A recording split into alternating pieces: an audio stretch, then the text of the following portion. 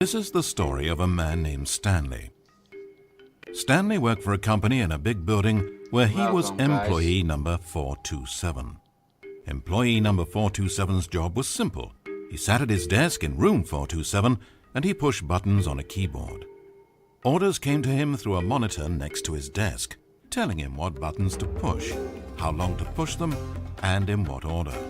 This is what employee 427 did every day of every month of every year. And although others might have considered it soul-rending, Stanley relished every moment that the orders came in, as though he had been made exactly for this job. And Stanley was happy. Happy ending. And then one day something very peculiar happened.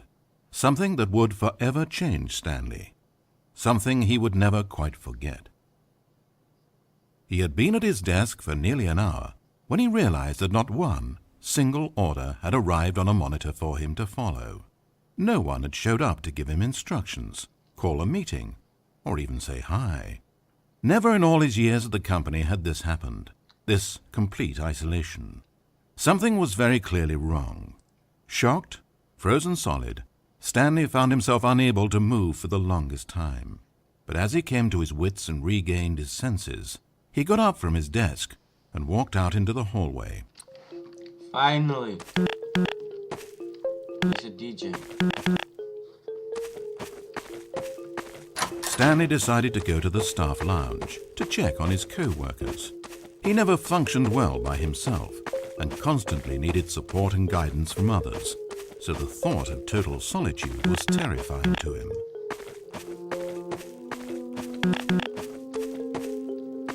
When Stanley came to a set of two open doors, he entered the door on his left. You're gonna do everything he says. It's better.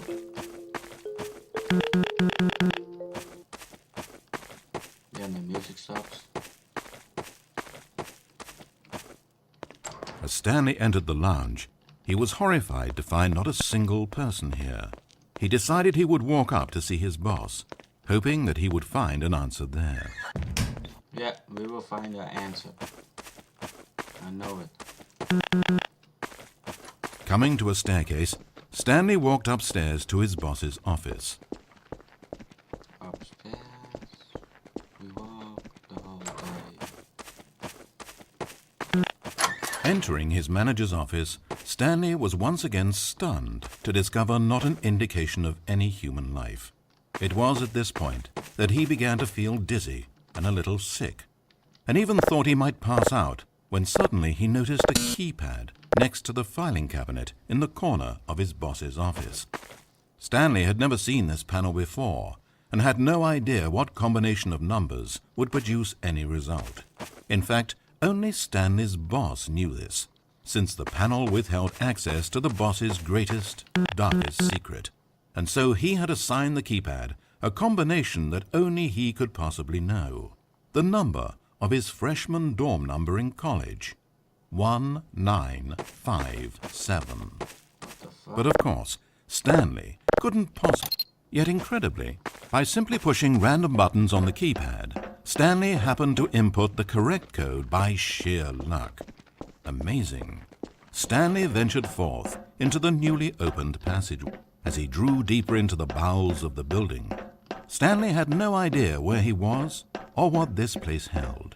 And just as he began to think he might not discover a thing, he emerged into a long room to find rows and rows of monitors.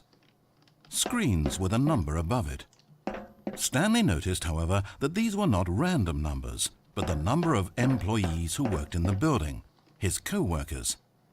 Even his own number, 427, had a place on the wall. But why a setup so elaborate, he asked. Was this simple surveillance or something even more?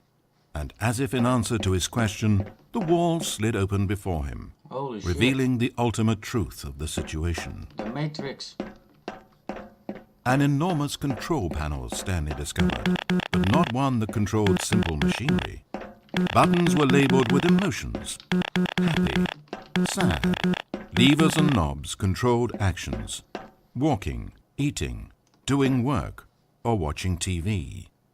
Every input on this device monitored not the functions of a machine, Holy but shit. of a human being. And the reality began to sink in. Stanley, like so many other people, reduced to images on a monitor, had been under someone's control, always at the mercy of this machine. Could this have been the only reason employee number 427 was content with his boring job? That a machine had altered his emotions to accept it blindly? He began to feel an unbridled rage, and at the peak of his anger, something happened. A spark. Stanley looked up and saw the generator overhead, still providing some small amount of power to the machine, keeping it alive. And knowing that this generator was all that kept the controls running, Stanley moved to the ladder in the back of the room and began to climb towards the rafters. Yeah. We probably died.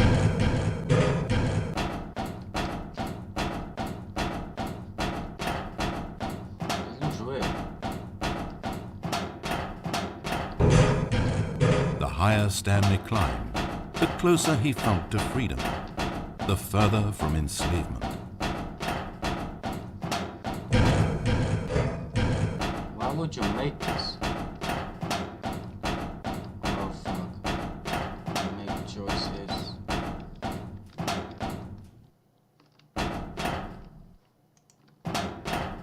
Give me instructions.